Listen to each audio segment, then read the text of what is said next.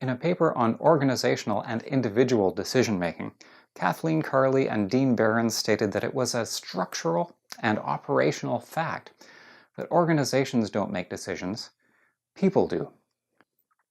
That truism led them to conclude that individual decision-making is at the heart of research on organizational decision-making.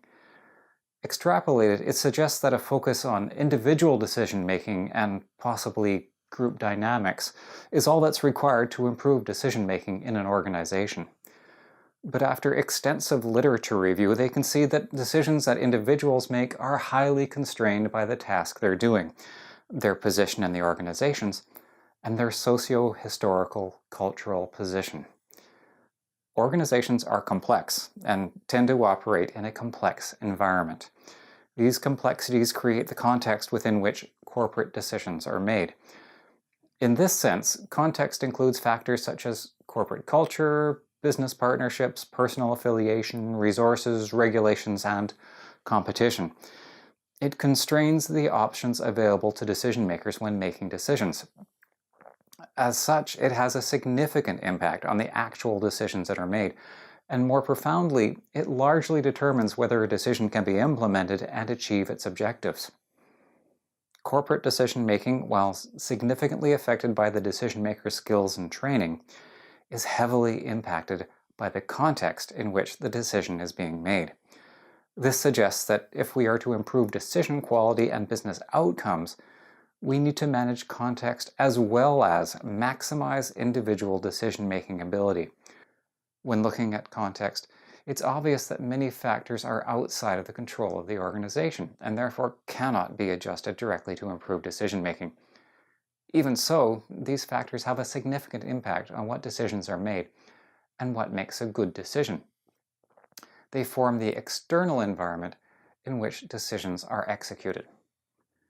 Every good decision may need to consider the regulatory framework that might affect the decision space. It may need to include customer requirements, competitive information, technical opportunities or limitations, internal resource constraints, and legal constraints as inputs to the decision process. Each of these factors affect what is possible or not possible, easy or difficult. Understanding this context and responding appropriately to it is critical to the decision process. This requires the development of well-communicated corporate strategic objectives that can be used to align corporate decision-making to achieve decisions that address and interact with a prioritized external business context. Other context factors are totally or mostly within the control of the organization. These can be directly tuned to improve the overall effectiveness of an organization's decision-making. Significant among these is corporate culture. Many organizations have difficulty defining corporate culture, but it forms the foundation for all group activities associated with decision-making. The organization's decision-making practices and processes must align with the active culture.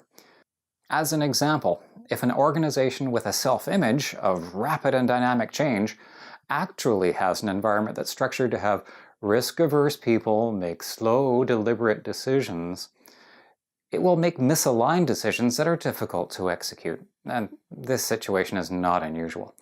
New technical innovations or agile competitors can challenge established organizations.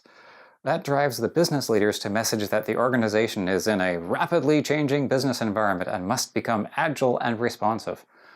Meanwhile, the decision processes continue to demand detailed ROI analyses and multiple layers of approval. Tensions are created when established corporate practices promote risk reduction, while the corporate messaging tells the organization to be more dynamic and responsive. These tensions often result in poor group dynamics and negative internal politics that result in poorly made decisions that have limited buy-in. Aligning decision-making processes with the organization's culture and strategic messaging can profoundly improve the quality of decisions. However, all this will be ineffective if individual decision makers do not have the skills or knowledge to make good decisions. Human resource groups often identify knowledge, skills, and ability as the three measures that identify an individual's capacity to perform a specific job or task. Knowledge reflects the experience and training that an individual has in the subject area, while ability represents the innate traits that a person needs to be successful. The final area, skills, are proficiencies that can be developed and improved through training or experience. This suggests that an organization wanting to make good decisions needs to focus on hiring people with the right abilities and then provide them with the knowledge and skills to make good decisions. If the ultimate goal is to improve decision-making to achieve better business outcomes, there are three areas that must be addressed in parallel. They are corporate culture and strategic messaging, decision-making processes, and training to improve knowledge and decision-making skills. While it can be argued that all three aspects are critical for an organization that wants to make decisions that lead to good business outcomes, corporate culture provides the framework that allows decision-making processes to be effective and enables skilled decision makers to identify and make high-quality decisions. A good corporate culture supports decision-making by controlling group dynamics while promoting creativity and innovation. Positive group dynamics lead to interpersonal interactions that support diversity of thought, minimize groupthink, and promote the exploration of creative ideas. Good processes and skills can be layered on top of this positive internal political environment to build an organization that has the capacity and desire to make good decisions that improve overall business outcomes. When these aspects are combined with the numerous contextual factors that are outside the organization's control, it's obvious that there is no one-size-fits-all corporate decision-making environment. Models that might work for one organization probably wouldn't fit another. Each organization needs to critically look at its business context and select the cultural tuning, appropriate people, training, and decision-making processes that will lead to good decisions and create positive business outcomes. Beyond that, these factors need to be monitored and adjusted as the business context and individual decision-making skills change. Tyra's Decision Mastery Workshop provides a powerful one-day introduction that combines exploration and discovery. As an interactive workshop, it allows an organization's key people to build an executable action plan for improving decision-making within the group or across the organization. An online version of the workshop is available through tyrastrategies.com.